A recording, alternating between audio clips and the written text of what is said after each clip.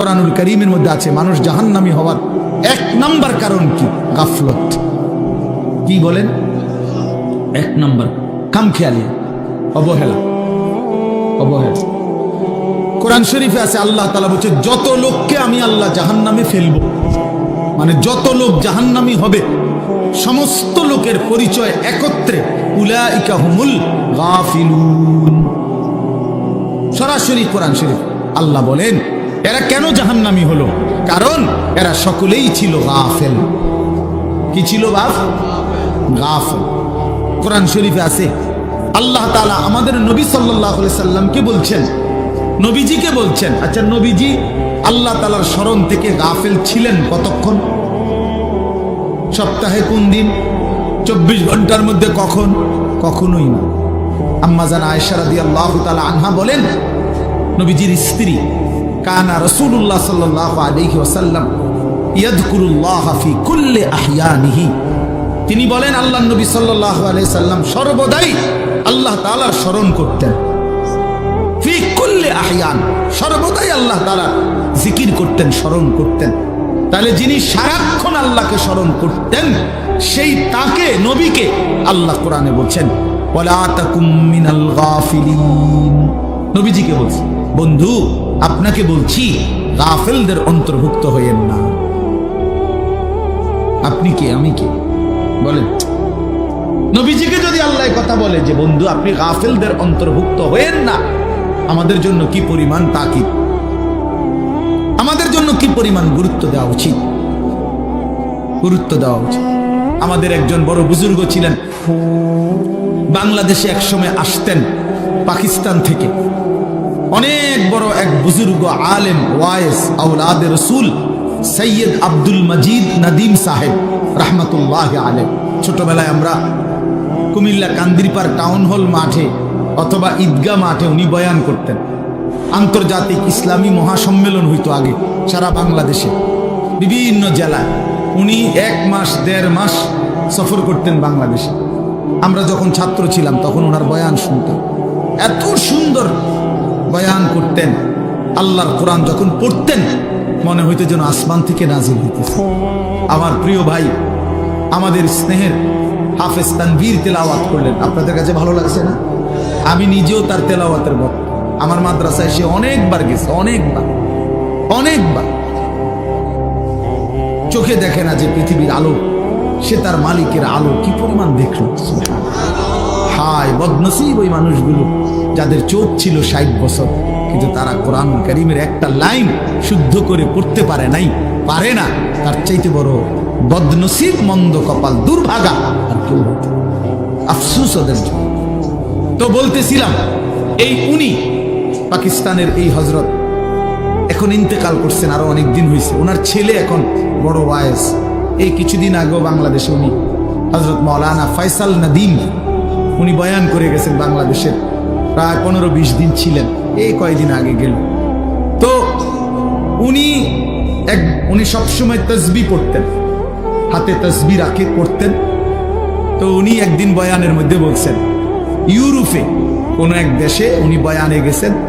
তো ওইখানকার এক মুসলিম যুবক ওনাকে জিজ্ঞাসা করছে যে হজরত আপনি যে হাতে তসবিহ ব্যবহার করেন এটা কি? তখন উনি বলছেন যে এটা মুযাক্কিরা, এটা আমাকে স্মরণ করিয়ে দেয়।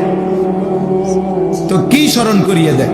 আমাকে একটু পর পর এটা হাতে থাকলে আমার আল্লাহর জিকিরের কথা স্মরণ করায় দেয়। হাতে লাগলে আমার এটা তখন মনে পড়ে, তো আমি কিছুক্ষণ আবার আল্লাহকে ডাকি, জিকির করি, এই জন্য এটা আমার স্মরণ করায় দেয়।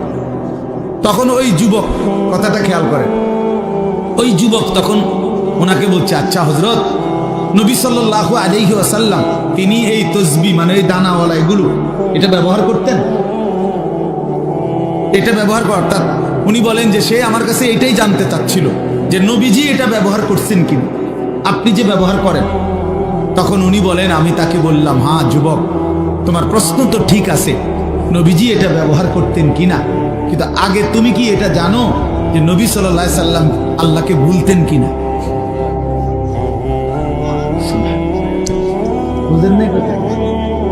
নবী সাল্লাল্লাহু আলাইহি সাল্লাম আল্লাহকে ভুলতেন কিনা? তিনি তো আল্লাহকে কখনোই ভুলতেন না। তা আমি তো প্রথমেই বলছি এইটা তো ওই ব্যক্তির জন্য যে ভুলে যায় তার মাওলাকে, এটা মনে করায় দেয়। আল্লাহ নবী এটা কেন ব্যবহার করবেন? তিনি তো 24 ঘন্টাই আল্লাহকে স্মরণ করতেন। ওনারে আবার মনে করাই দিবে কি? দরকার কি? তো এই জন্য বললাম বা ওয়ালা তাকুম মিনাল গাফিলিন, গাফেল না হওয়া, গাফেল না। মুমিন গাফেল হয় না, মুসলমান গাফেল হয় না। মুসলমান গাফেল হয় না, এক ধ্যানে থাকে, এক ফিকিরে থাকে, আখিরাতের গন্তব্যের দিকে তাকিয়ে থাকে। আল্লাহর নবী সাল্লাল্লাহু আলাইহি ওয়াসাল্লাম হাদিসের মধ্যে আছে সাহাবায়ে কেরাম নবীজির চেহারার স্বাভাবিক অবস্থার বর্ণনা দিতেন, যে নবীজির চেহারা মুবারকের দিকে তাকাইলে স্বাভাবিকভাবে কি মনে হইতো, কি মনে হইতো? তো সাহাবীরা বলতেন নবীজি সাল্লাল্লাহু আলাইহি সাল্লামের চেহারা মুবারকের দিকে তাকাইলে 24 ঘন্টা মনে হতো মুতাওয়াসিলাল আহজান দাইমাল ফিকর, তিনি সর্বদাই চিন্তা করতেছেন এবং কোনো না কোনো ফিকির করছেন, কোনো না কোনো। আর কাকে বলা যায়, আর কিভাবে বলা যায়, আর কেমনে বলা যায়, আর তার কাছে যাওয়া যায়, কেমনে আল্লাহর দ্বীনের কথা বলা যায়, কিভাবে এক এক আমাদের বিশ্ব ইস্তেমার দ্বিতীয় দিনের বাদ বা গ্রিব বয়ানে হযরত মাওলানা আহমদ লাট সাহেব দামাত বারাকাতুহুম, জগৎ বিখ্যাত এই মহা বুজুর্গ, মহান মনীষী, উনি ওনার বয়ানের মধ্যে বলতেছিলেন, আমি ময়দানে বসেই শুনতেছিলাম। হযরত বলছেন রাসূলুল্লাহ সাল্লাল্লাহু আলাইহি সাল্লামের 24 ঘন্টা ফিকির ছিল এক এক আল্লাহর বান্দা কিভাবে জাহান্নাম থেকে বাঁচে। সাহাবায়ে কেরামের মৃত্যু পর্যন্ত ফিকির ছিল যে আল্লাহ পাকের এক এক বান্দা কেমনে জাহান্নাম থেকে বাঁচে, জাহান্নাম থেকে বাঁচে, জাহান্নাম থেকে বাঁচে। তো নবী সাল্লাল্লাহু আলাইহি সাল্লামের চেহারা মুবারকের দিকে তাকাইলেই এটা মনে হতো যে তিনি ফিকির করতেছেন, ফিকির করতেছেন। দুয়ারে দুয়ারে হাঁটতেন, দাঁড়ে দাঁড়ে, কখনো বাজারে, কখনো হাটে, কখনো মাঠে, কখনো একজনের কাছে, কখনো 10 জনের কাছে, কখনো রাতে, কখনো দিনে, কখনো উপরে, কখনো নিচে, কবি আরশ पर कभी फरश पर, कभी उनके दर, कभी दर बदर, गमे आशिकी तेरा शुक्रिया, मैं कहां कहां से गुजर गया। ওই থেকে কই ছুটতেন, দুয়ার থেকে দুয়ারে ছুটতেন। আল্লাহর নবী সাল্লাল্লাহু আলাইহি সাল্লাম এক ফিকিরে থাকতেন যে এক এক আল্লাহর বান্দা জাহান্নাম থেকে বাঁচে। হাদিসের মধ্যে আছে আল্লাহর নবী সাল্লাল্লাহু আলাইহি সাল্লাম বলতেন, উম্মত আমার, আমি তোমাদের জন্য আমার পেরেশানিটা কেমন, ওয়া আনা আখিযুন বিহুজাজিকুম। নবীজি উদাহরণ দিয়ে বুঝাইছেন, কোন মানুষকে যদি কেউ হাত দিয়ে ধরে তাহলে সে মনে করেন ছুটে গেল, কাঁধে হাত দিয়ে ফিরাইতে চাইছে, সে কাঁধের থেকে হাত নামায় দিল। কিন্তু কেউ যদি কাউকে সর্বোচ্চ মহব্বত করে তারে ফিরাইবার জন্য, বাঁচাইবার জন্য কোমরে জড়াইয়া ধরে, কোমর মানে কোমরের মধ্যে যদি আমজা দিয়া শক্ত করে ধরে, এই লোকটা ছুটবে কেমনে? কথা বোঝেন নাই? এই লোকটা ছুটবে কেমনে? আল্লাহর নবী বলেন, আল্লাহর কসম উম্মত, আমি চাই তোমার এক এক উম্মতকে কোমরে জড়াইয়া ধরে ধরে জাহান্নামের আগুন থেকে বাঁচাই। কোমরে জড়ায় ধরা। এই জন্য দোস্ত, মুমিন গাফিল হয় না, মুমিন গাফিল হয় না। যার সামনে আখিরাত সে গাফিল হবে কেন? যার সামনে কবর সে গাফিল হবে কেন? যার সামনে হাসরের ময়দান সে গাফিল হবে কেন?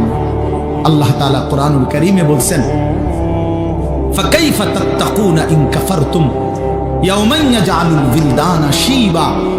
আল্লাহ বলেন, বান্দা, এই আমার বান্দা, দিন রাত তুমি যে নাফরমানি করছো, তুমি যে আমার নাফরমানি করছো বান্দা, আরে বান্দা তুমি বাঁচবা কেমনে সেই হাসরের দিন, যেই দিনের একদিনের পেরেশানি, দুঃখ, যন্ত্রণা, আযাব, কষ্টে ইয়াজআলুল বিলদানা শিবা, কোলের বাচ্চা বুড়া হয়ে যাবে, বুড়া হয়ে যাবে একদিনে।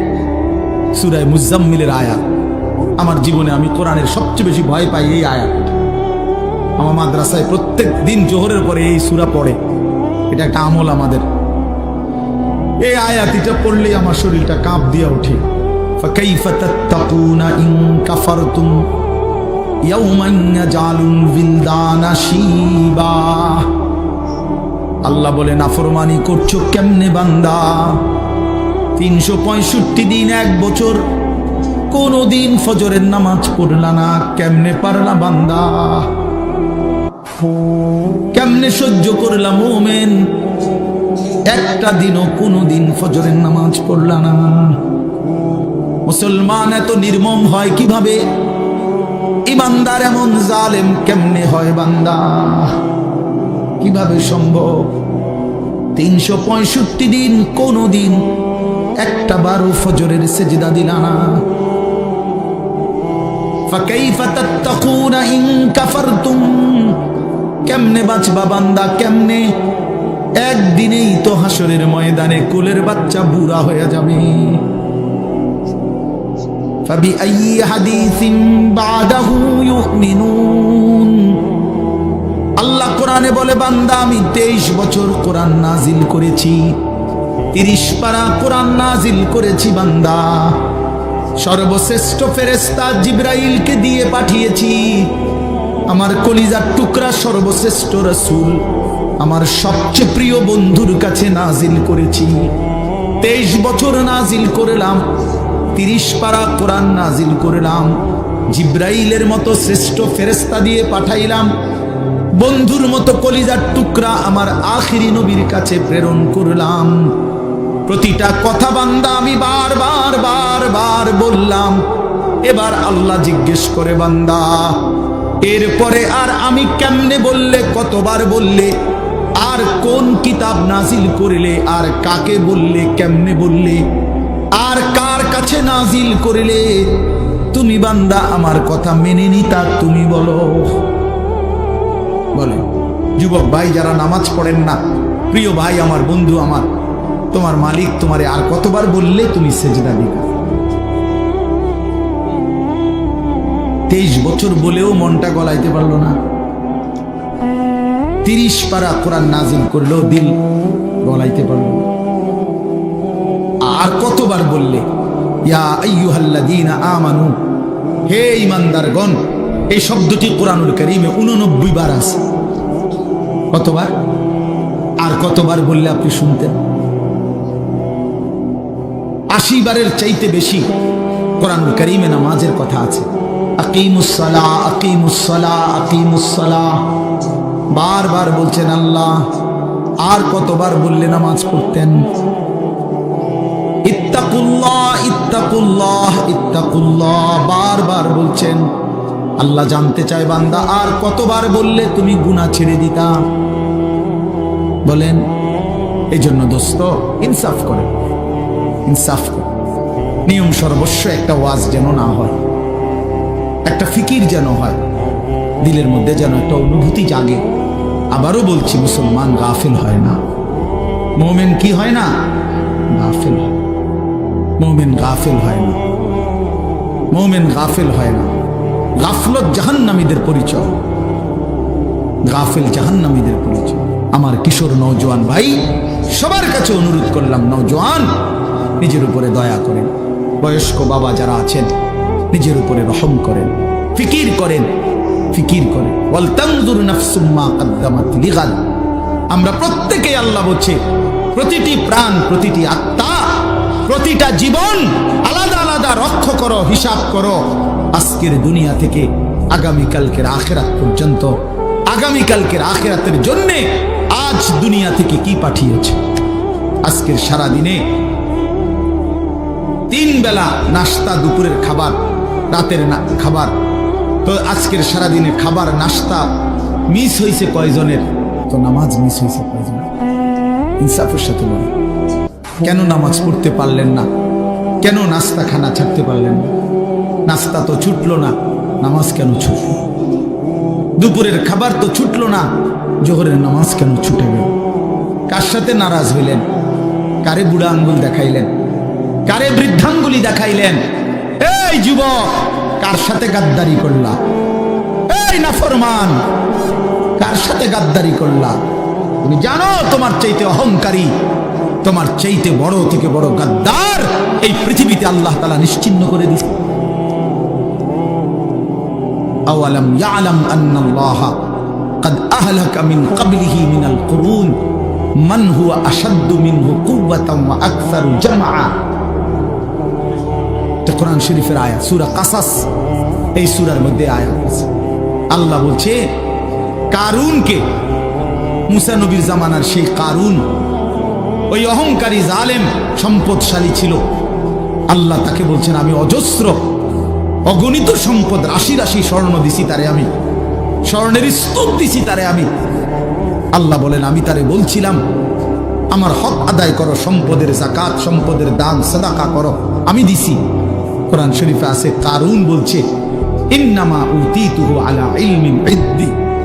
মুসা আল্লাহরে বইল এই একটা সম্পত্তি আল্লাহ দেয় নাই, আমার জ্ঞান, আমার ইলম, আমার বুদ্ধি, আমার বিবেক, আমার বুদ্ধিমত্তা, এটা দিয়ে আমি কামাই করেছি। আল্লাহর কসম, এটা কোরআন শরীফে কারুন এ কথা বলছে, এটা আমার শক্তি, আমার বুদ্ধি, আমার মেধা, আমার যোগ্যতায় আমি এই রোজগার করি। সার্টিফিকেটের বড়াই দেখান, সম্পদ আমি কামাই করি। আল্লাহ তখন আল্লাহ বলছে আচ্ছা বেঈমান, তুই জানো না আমি আল্লাহ তোমার চাইতে শক্তিতে সম্পদে বেশি এমন অগণিত জাতি গোষ্ঠী ব্যক্তিকে ইতিপূর্বে ধ্বংস করে দিয়েছি, ধ্বংস করে দিয়েছি।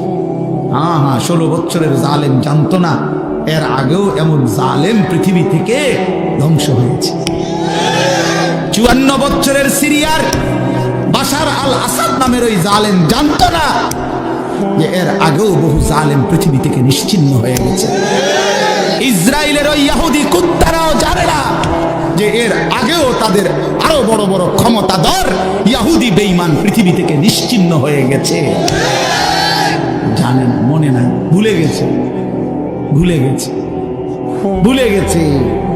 যেদিন 45 মিনিটের সময়ের ব্যবধানে পলাইবে সেদিন মনে পড়বে পলার লাগে তো,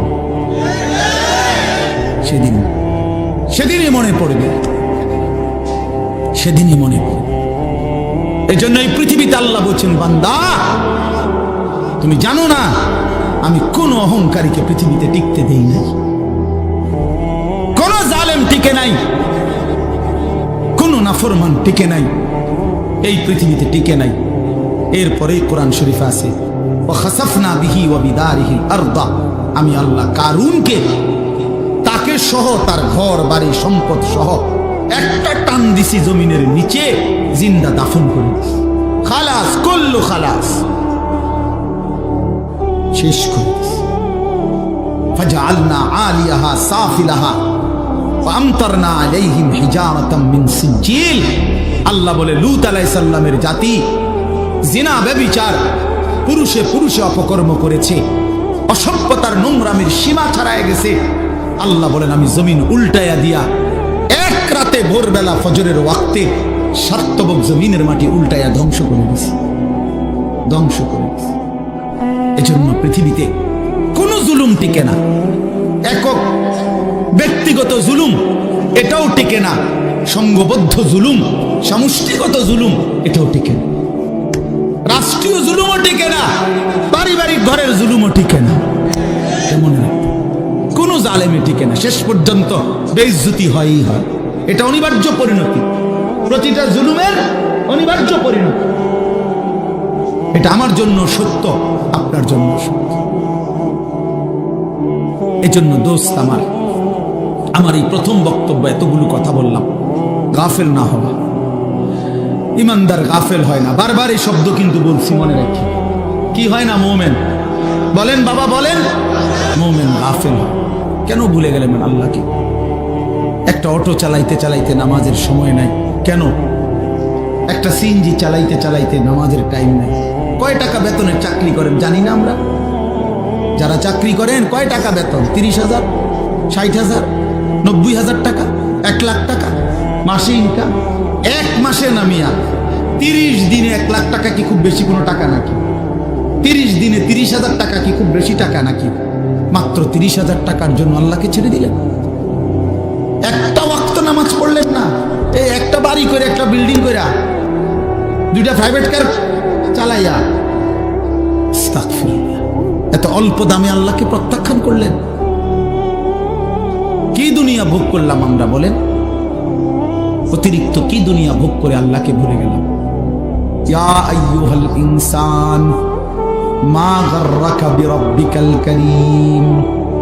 আল্লাহ বলেন, হে মানুষ, আমার মতো দয়ালু মেহেরবান মালিককে ছেড়ে দেওয়ার জন্য কে তোমাকে ধোঁকা দিল? কাকে পেয়ে বন্ধু আমার মতো পরম বন্ধু বাদ দিয়ে দিলাম? মা গাররাকা বিরাব্বিকাল কারীম। এমন মেহেরবান মাওলা কেমনে ছেড়ে দিলা বান্দা? কোন মা যদি বলে 6 মাস যদি কোনো সন্তান কোন মায়ের খবর না নেয়, একটা ফোন করে না, কোনোদিন জিজ্ঞাসাও করে না, 6 মাসের ব্যবধানে কোনো মা যদি বলে সন্তানকে, বাপ আমি তোর সেই মা যে তোরে 9 মাস গর্ভে ধারণ করেছি, আমি তোর সেই মা যে তোরে 2 বছর বুকের দুধ খাওয়াইছি। সন্তান আমার 6 মাস এমন গর্ভধারিণী মাকে কেমনে ভুলে গেলি? সেই সন্তান পাথর দিল হলেও তো দিল নরম হয়ে যাবে। তো মহান আল্লাহ পাক বলে, রব্বুল আলামিন বলে, বান্দা গত 1টা বছর আমি আল্লাহই তো তোরে খাদ্য দিলাম, খাবার দিলাম, পানীয় দিলাম, আসমান জমিন গোটা কায়নাত দিয়ে তোকে আমি আল্লাহ লালন পালন করলাম। বিনিময়ে 1টা বছর কোনদিন আমি বুঝি ফজরের একটা সেজদাও পেলাম না। কেমনে পারলি বান্দা? আমার মতো মালিককে ভুলে যেতে পারলা কেমনে? কি জবাব হবে? আল্লাহর নবী সাল্লাল্লাহু আলাইহি ওয়াসাল্লাম বলবে হাসরের দিন, উম্মত 23 বছর আমি দিন রাত তোদের জন্য কেঁদেছিলাম, আমার এত চোখের পানি কেমনে প্রত্যাখ্যান করলি উম্মত? আম্মা জান আয়েশা রাদিয়াল্লাহু তাআলা আনহা বলেন, এশার নামাজের পরে আল্লাহর নবী দাঁড়িয়েছেন। নবীজির স্ত্রী আয়েশা বলে, খোদার কসম দুনিয়াবাসী, আমি দেখছি আমার স্বামী অন্ধকার রাতে দাঁড়িয়েছেন, ফজরের আজান পর্যন্ত এক দাঁড়ানোতে 2টা চোখের পানি ফেলে আল্লাহর কাছে উম্মতের জন্য গুনাহ মাফ চাইছে। হাত্তা তাওয়াররামাত কাদামাহু, হযরতে আয়েশা বলেন 2টা পা মুবারক ফুলে ফুলে গেছে। এত চোখের পানির বদলা এই ছিল নাকি? বলেন বাবা। এজন্য বাপ নবী সাল্লাল্লাহু আলাইহি ওয়াসাল্লাম 23 বছর কেঁদেছেন। তায়েফের কি পরিমাণ রক্ত ঝরিয়েছে উর্দু কিতাবে আছে। নবী সাল্লাল্লাহু আলাইহি ওয়াসাল্লাম তায়েফ থেকে যেদিন ফিরে আসছে, এই পুরা দেহ রক্তাক্ত হয়ে, শুনেন, সারা দেহ থেকে এই পরিমাণ রক্ত ঝরেছে। নবীজির পালক পুত্র যায়েদ ইবনে হারেসা রাদিয়াল্লাহু তাআলা আনহু, তিনি সাথে ছিলেন ওই সফরে, তায়েফের সফরে। উনি বলেন, আল্লাহর নবী সাল্লাল্লাহু আলাইহি ওয়াসাল্লামের দেহ মুবারকের রক্ত পায়ের জুতার সাথে পায়ের তালু এইভাবে জমাট বাইধা গেছে রক্তে, আমি খুলতে পারতেছি না। হযরতে যায়েদ বলেন, আমি নবীজির পবিত্র রক্ত দেহের আমি আমার গায়ে মাখতেছিলাম, এত রক্ত ঝরাইছে বাপ। উর্দু কিতাবের মধ্যে আছে, আল্লাহর নবী সাল্লাল্লাহু আলাইহি ওয়াসাল্লাম এই রক্ত মাখা দেহ নিয়ে তায়েফের সীমানা থেকে একটু সামনে মক্কা না নাখলা একটা জায়গায় একটা আঙ্গুর খেজুরের বাগানে ঢুকছে এই রক্ত মাখা শরীর নিয়ে। ঘটনাচক্রে নবীজির একজন সবচেয়ে বড় দুশ্মন মক্কার উতবা, আপনারাও নাম শুনছেন, আবু জেহেল, আবু লাহাব, উতবা, সাইবা, নবীজির বিরোধিতাকারী মক্কার কুরাইশদের অন্যতম একজন ছিল উতবা।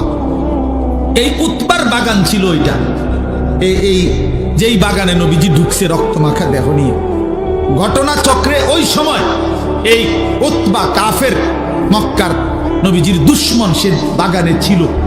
সে তাকাইয়া দেখছে আল্লাহ নবী সাল্লাল্লাহু আলাইহি সাল্লামের এই রক্ত মাখা দেহ তায়েফের ময়দান থেকে এসে তিনি ঢুকছেন। আল্লাহর কসম বাপ, এক কাফের যে মৃত্যু পর্যন্ত ঈমান আনে নাই, বদরের যুদ্ধের দিন এই উতবা নিহত হয়েছিল। এই তায়েফের এই রক্ত মাখা দেহ দেখে এই উতবা নামের এই বেঈমান চিৎকার করে বলছিল, হায় তায়েফবাসী, এক মানুষকে কেমনে এতটা মারামারি, আমার ভাতিজারে তোরা কেমনে এত পাথর মারলি।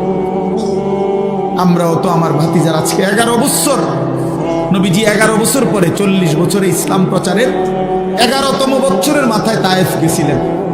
আমরা তো গত 11টি বছর কোনোদিন এত বিরোধিতা সত্ত্বেও ভাতিজারে এইভাবে পাথর মারি না। এক কাফেরের কলিজার মধ্যে আঘাত লাগছে, চোখের পানি আসছে, আর উন্মত কত শতবার এই কথা শুনছে, কিন্তু মোটেই মনে করে না। এই দিল কত বড় পাষাণ যে তার নবীর সাল্লাল্লাহু আলাইহি সাল্লামের কথা কখনোই মনে করে না। বলেন বাপ, এই জন্য আমি আবার বললাম, আমি একটা আয়াত, আপনাদের পরিচিত আয়াত পড়ছি। আমার প্রথম কথা, গাফেল না হই। মুমিন গাফেল হয় না। অনেক কিশোর নওজোয়ান, অনেক যুবক ভাই, আপনাদের সবার কাছে অনুরোধ, বাপ জিন্দেগির কদর করেন, হায়াতের কদর করেন। আমরা মুসলমান, আমরা ইমানদার, আমরা মুমিন। আল্লাহ নবী সাল্লাল্লাহু আলাইহি সাল্লাম বলছেন, কুনু আবনা আল আখিরা ওয়ালা তাকুনু আবনা আদ দুনিয়া। শুনেন বাপ, নবীজি বলছেন, উম্মত আখিরাতের পরিচয়ে পরিচিত হও, দুনিয়ার পরিচয়ে পরিচিত হও না। দুনিয়ার পরিচয়ে পরিচিত হও না, আখিরাতের পরিচয়ে পরিচিত হও। ইরতাহালাতিদ দুনিয়া মুদবিরা ওয়ারতাহালাতিল আখিরাতু মুকবিলা। নবীজি বলেন, উম্মত প্রতিনিয়ত দুনিয়া তোমার পিছনে যাচ্ছে, প্রতিনিয়ত আখিরাত তোমার আগে সামনে আসছে। প্রতি ঘন্টা যায় তো দুনিয়া আমার পিছনে যায়, প্রতি ঘন্টা যায় তো আখিরাত 1 ঘন্টা আমার সামনে আগায়। ঠিক কি না বলেন? এই জন্য আল্লাহ নবী বলেন, আখিরাতের পরিচয় পরিচয় হও, দুনিয়ার পরিচয় না। লোকে যদি বলে সুদখোর, ঘুষখোর, জিনাখোর, মদখোর, গাঁজাখোর, পুট্টাখোর, বাবাখোর, ইয়াবাখোর, হারামখোর, লম্পট, চরিত্রহীন, চোর, ডাকাত, ছিনতাইকারী, দুর্নীতিবাজ, লম্পট, বেহায়া, বেপর্দা, এই বন্ধু, এগুলো তো দুনিয়ার পরিচয়ে পরিচিত হইলা। কিন্তু মুমিনের পরিচয় হওয়া উচিত, লোকটা দিনদার, লোকটা মুত্তাকি, লোকটা নামাজি, লোকটা সিজদাওয়ালা, লোকটা জিকিরওয়ালা, লোকটা তাসবিহওয়ালা, তাহাজ্জুদওয়ালা, তেলাওয়াতওয়ালা, লোকটা আল্লাহওয়ালা। এমন পরিচয় লাগাও। আখিরাতের পরিচয়। কোন পরিচয়? আখিরাতের পরিচয়। শুধু ডাক্তার শেষ কথা না, শুধু ইঞ্জিনিয়ার শেষ কথা না, শুধু ব্যারিস্টার শেষ কথা না, শুধু অ্যাডভোকেট শেষ কথা না, বরং আল্লাহওয়ালা, দিনদার, মুত্তাকি, মুমিন, সেজদাওয়ালা, তাসবিহওয়ালা, তিলাওয়াতওয়ালা, বন্দিগিওয়ালা, এটা মুমিনের আখিরি পরিচয়, ইমানদারের আখিরি পরিচয়, আখিরি পরিচয়। আখিরাতের পরিচয় লাগান। কুনু আবনা আল আখিরা। নবী সাল্লাল্লাহু আলাইহি সাল্লাম বলেন, আখিরাতের সন্তান হও, আখিরাতে। ওয়ালা তাকুনু আবনা আদ দুনিয়া, দুনিয়ার সন্তান হইও না। অনেক নওজোয়ান, আমি জানি চারদিকে আপনারা পড়ালেখার করা মানুষ, সব নওজোয়ান ভাই পড়ালেখা করো, মাশাআল্লাহ, পড়ো ভাইয়া, কোনো মানা নেই। জেনারেলের একবারে ভালো ইউনিভার্সিটিতে পড়েন, কোনো সমস্যা নেই। একেবারে হিমালয় পর্বত সমান যেন আপনার ডিগ্রি হয়, উচ্চ যোগ্যতা হয়, আমি দোয়া করি, কোনো সমস্যা নেই। আল্লাহকে বললেন কেন? এই মুসলমানের বাচ্চা, কোরআন শরীফ পড়তে পারেন না কেন? হ্যাঁ, সেজদা দিতে জানেন না কেন? কি শিখলেন, কি বুঝলেন, কারে চিনলেন? বলেন বাংলা বই রিজিক দেয় না, আসমানওয়ালা রব রিজিক দেয়। পদার্থ জীব বিজ্ঞান রিজিক দেয় না, আসমানওয়ালা মালিক রিজিক দেয়। হ্যাঁ, ডাক্তার ইঞ্জিনিয়ার রিজিক দেয় না, আসমানওয়ালা রব রিজিক দেয়। ওয়াফিস সামাই রিজকুকুম ওয়া মা তুআদুন। আল্লাহ বলে, বান্দা আসমানে রিজিক কোথায়? ওয়াফিস সামাই রিজকুকুম ওয়া মা তুআদুন। আল্লাহ বলে, তোমাদের রিজিক আসমানে, আসমানে, আসমানে, আসমানে। দুনিয়ায় যা কিছু ওয়াদা দেওয়া হয়েছে সব কিছুর ফয়সালা আসমানে। কোথায়? আমাদের দাওয়াত ও তাবলীগের এক বিশ্ববিখ্যাত মুরব্বী ছিলেন হযরত মাওলানা ওমর পালনপুরি রাহমাতুল্লাহি আলাইহি। উনি বলতেন যে, ভাই মসজিদের পানির টাঙ্কি মনে করেন 500 লিটার একটা পানির টাঙ্কি, এটা দিয়া 5টা ট্যাপ লাগাইছে অজু করবার জন্য। এখন মুসল্লি বাইরে গেছে, এই জন্য কমিটি 5টা ট্যাপের লগে আরো 5টা ট্যাপ লাগাইছে, এখন ট্যাপ হয়েছে 10টা। এখন প্রশ্ন হইল, ওই 5টা ট্যাপ দিয়া পানি পড়লে পানি যখন শেষ হইতো তখন 500 লিটার টাঙ্কির কতটুকু পানি শেষ হইতো বলেন না? মানে 5টা ট্যাপ দিয়া যদি পানি পড়া শেষ হয় তো কয় লিটার পানি শেষ হয়েছে? আচ্ছা, এখন যখন ট্যাপ লাগাইছে আরো 5টা, এখন তো হয়েছে 10টা ট্যাপ। এখন 10 ট্যাপ দিয়া পানি পইরা শেষ হয়েছে, এখন পানি শেষ হয়েছে কয় লিটার? মিয়া আরো না 5টা ট্যাপ বাড়লো? কথা বলেন না কেন? হ্যাঁ হ্যাঁ, বুঝছেন কি না বলেন না কেন? এখানে ট্যাপ বাড়লে কোনো লাভ নাই, পানির টাঙ্কি তো কয় লিটার? তাইলে বাড়াইতে হইলে কোনটা বাড়াইতে হইব? টাঙ্কি 1000 লিটার করতে হবে। উনি এই কথাটা বলতেন যে বান্দা বুঝা উচিত আমাদের, হে আল্লাহর বান্দা, তুমি তোমার হাজারো ধান্দা বাড়াইয়া লাভ নাই, আসমানওয়ালার ফয়সালা যেটা ওইটাই কার্যকর হবে, ওইটাই কার্যকর হবে। এন্ডিয়া ট্যাপ বাড়াইয়া লাভ নাই, ওইখানে আসমানওয়ালার কাছে বাড়ানো উচিত। ওয়াফিস সামাই রিজকুকুম, রিজিক তো আসমানে, ফয়সালা তো আসমানে, ফয়সালা তো আসমানে। ওমা মিন দাব্বাতিন ফিল আরদ ইল্লা আলা আল্লাহি রিজকুহা, আল্লাহ তাআলা বলছেন রিজিকের ফয়সালা আমার হাতে। আল্লাহ তাআলা বলছেন রিজিকের, ওয়া ইম মিন শাইইন ইল্লা ইনদানা খাযাইনুহু, আল্লাহ বলেন সব কিছু বান্দা ঘাবড়াইও না, আমার কাছে ভান্ডারে ভান্ডারে আছে, অগণিত অগণিত। তবে একটা দারুণ কথা শুনেন, আল্লাহ এর জন্য বলছে তবে ওমা নুনাজ্জিলুহু ইল্লা বিকাদারিম মালুম, আমি কিন্তু দুনিয়াতে পাঠাই নাজিল করি পরিমাণ মতো। আমার কাছে আছে অগণিত, কিন্তু আমি দুনিয়াতে দেই পরিমাণ মতো। দুনিয়াতে দেই কি মতো? আপনি যদি টেনশন করেন আরে আমি থাকতে মরে গেলে আমার জিফুত সংসারের কি অবস্থা হবে, এখন আল্লাহ যদি কয় যাচ্ছা, যেমন আমি আনিসুর রহমান, আমার ছেলে মেয়ে 4 জন আর আমার বউ 1 জন, তো কয়জন হইল? 6 জন। 6 জন। আমি আমার বিবি 2 জন আর আমার বাচ্চা কাচ্চা 4 জন, তো কয়জন হইল? এখন আল্লাহ যদি বলে আনিস তুমি যেহেতু টেনশন করতে আসো, তুমি মরে গেলে তোমার জিফুতের কি অবস্থা জানি হইব, এক কাজ করো, তুমি এবং তোমার জিফুত মিলাইয়া মোট হায়াত মনে করেন 200 বছর, তো 200 বছরের আলুগুলা দিয়া বোঝেন না কথা নেই, যেহেতু একটা ফেরেশানিত পড়ে গেছো, তো 200 বছর যা ফ্যামিলির আলু লাগবে, আলুডি নিয়ে দিয়া না, মানে আলুডি তুইব কই? আমার ভাই কয় না আলু এগুলো রাখবে কই? কথা বুঝছেন না আপনার? আপনি এগুলো থুইবেন কই? পেঁয়াজ রাখবেন কই? তো আপনার ফ্যামিলির আগামী 90 বছরের আলু, চাল, ডাল, তেল, সাবান দিয়া রাখ, আপনি এটি রাখবেন কই? আর যদি ফসা ধরবো 3 দিনের মাথায়। এজন্য আল্লাহ বলে আরে বান্দা আমার কাছে আছে তো অগণিত, কিন্তু ওয়ামা নুনাজ্জিলুহু ইল্লা বিকাদারিম মালুম, আমি তো নাজিল করি পরিমাণ মতো, পরিমাণ মতো, পরিমাণ। সুবহানাল্লাহ, আজিমুশ শান কথা মালিকের। এই এক কথা বুঝলেই তো যথেষ্ট। কেন আমি অস্থিরতা করব? আমার আগে যারা পৃথিবীতে গেছে তারাও তো রিজিক পাইছে, তো আমার পরে যারা পৃথিবীতে থাকবে তারাও তো রিজিক পাবে। কথা বলে তো আমনে মইরা গেলে আমনের জিফুত চলবে কেমনে? আমনের বাপ মরছে আর আমনে চলছেন যেমনে এমনে, মা কথা কয় না, বুঝেন নাই কথা? আপনি যে বললেন আমনে মরে গেলে আমনের জিফুত চলবো কেমনে, তো আমনের বাপ মরছে আর আমনে চলছেন কেমনে? তো এমনি চলবো, এরাও এভাবে চলবে। এই জন্য দয়া করে নাফরমানির ওই রাস্তা পছন্দ না করা, হারামের ওই রাস্তার ইজ্জত নাই, গুনাহের মধ্যে তৃপ্তি নাই, অবৈধ উপার্জনের মধ্যে সম্মান নাই। কোন সুদখোরকে কেউ পছন্দ করে না, ইজ্জত করে না, কোন ঘুষখোরকে কেউ সম্মান দেয় না, কোন লম্পট চরিত্রহীন জুয়ারি মদখোরকে কেউ ইজ্জত দেয় না, কেউ ইজ্জত দেয় না। বেটা আমি চ্যালেঞ্জ করলাম, কোন সুদখোরকে কেউ নেককার বলে না, কোন চরিত্রহীন লম্পটকে কেউ উত্তম বলে না।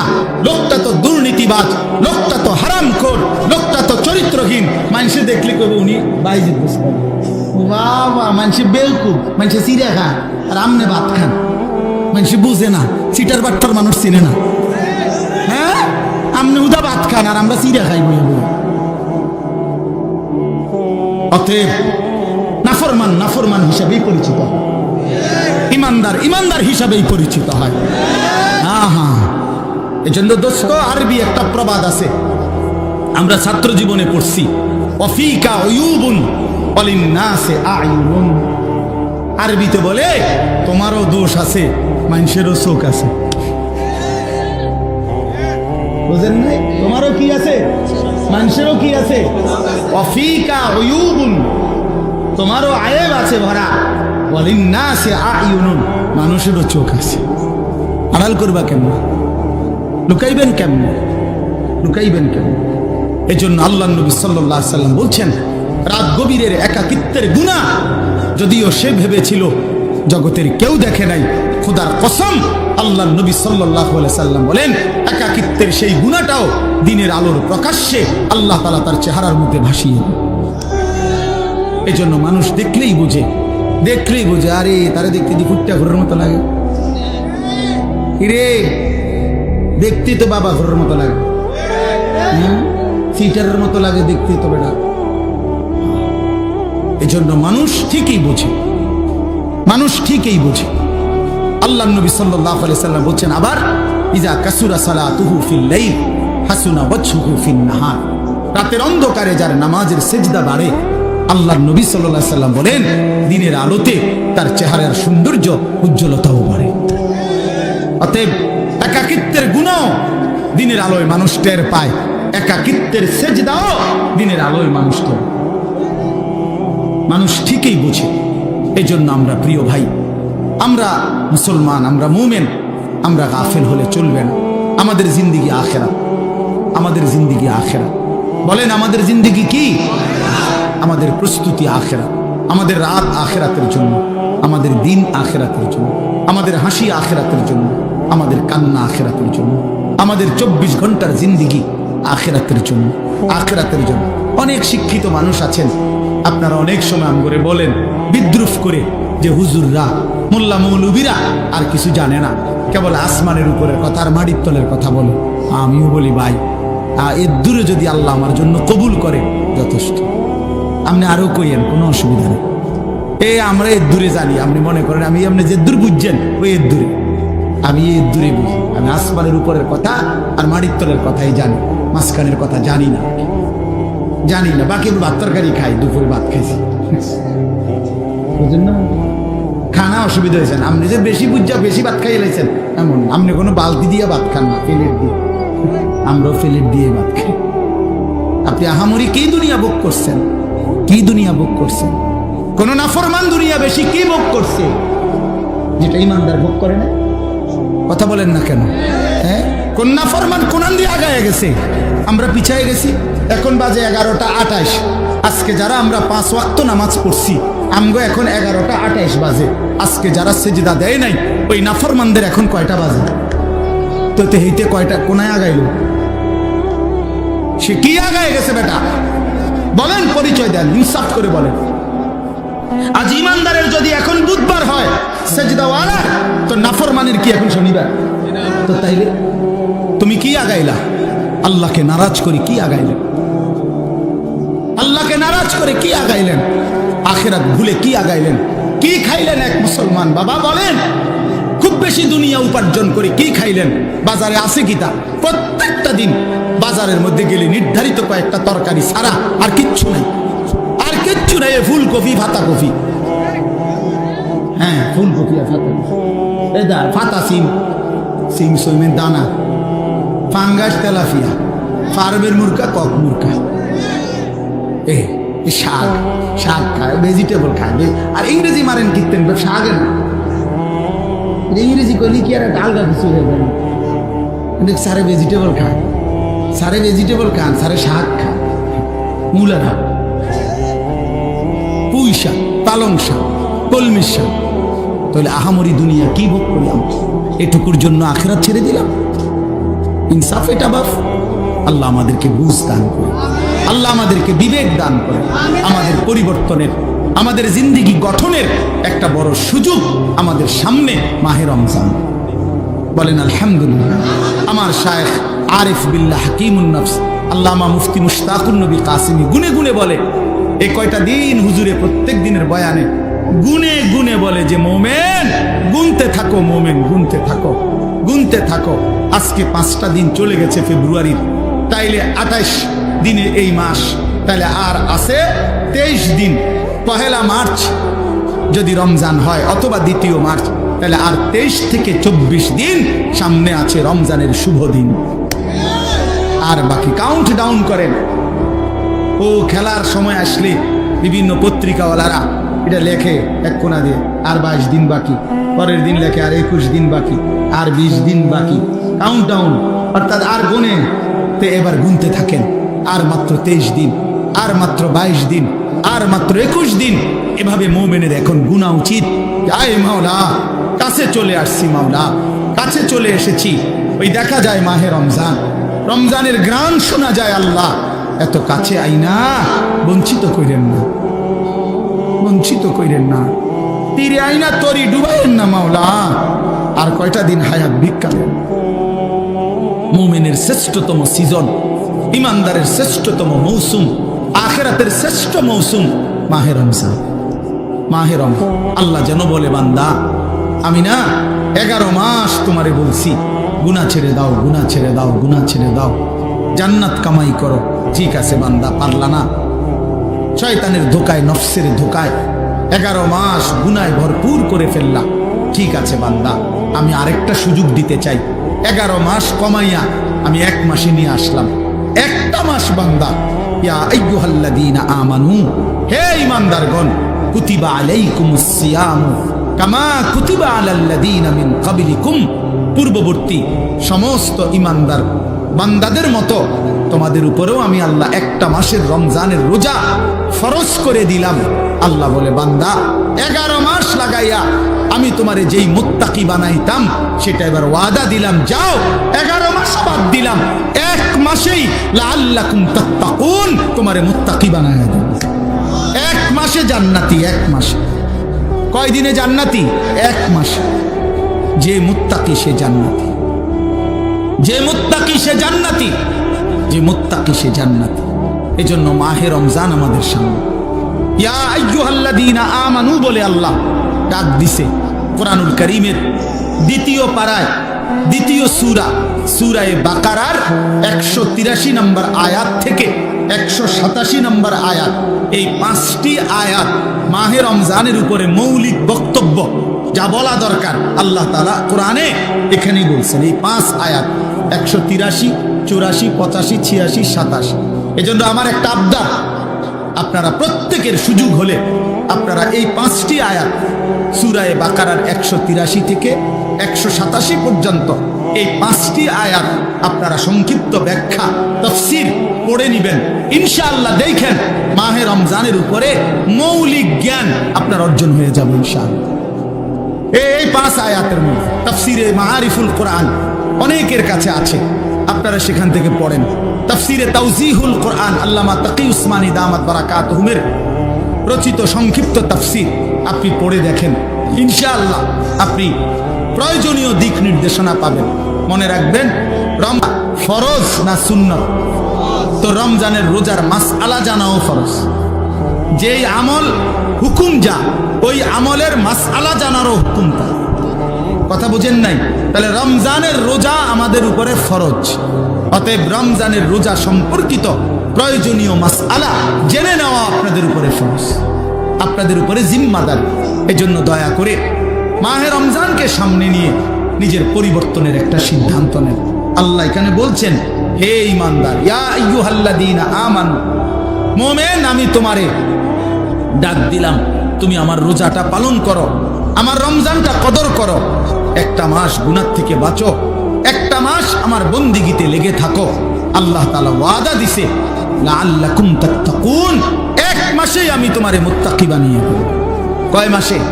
আবার বলেন কয় মাসে? আমি একটা উদাহরণ বলি, অর্থাৎ আমি এটা বুঝছি এতটুকু যে আল্লাহ তাআলা বলতেছে, হে ঈমানদারগণ আমি তোমার ঈমান নিলাম। তার মানে রমজানের চাঁদ উঠলে আল্লাহ ডেকে বলে, হে ঈমানদারগণ, তোমার ঈমানের পাসপোর্টটা আমি নিলাম।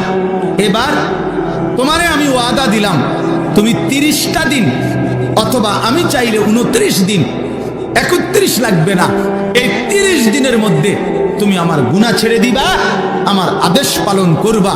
আমি আল্লাহ ওয়াদা দিলাম 30 দিন অথবা 29 দিনের মাথায় 31 দিন লাগবে না, ঈদের চাঁদ উঠাইয়া তোমার ঈমানের পাসপোর্টে তাকওয়ার ভিসা লাগায় দেবো আমি। 1 মাসে ভিসা পাসপোর্ট ক্লিয়ার। ঈদের দিন ফ্লাইট কোন দিন? জান্নাতের ফ্লাইট, ঈদের দিন। উইদ্দাত লিল মুত্তাকিন, আল্লাহ বলেন জান্নাত বানানোই হয়েছে মুত্তাকিদের জন্য। এজন্য গুনেন আর মাত্র 23 দিন, যেটা আমি বলছি আলহামদুলিল্লাহ।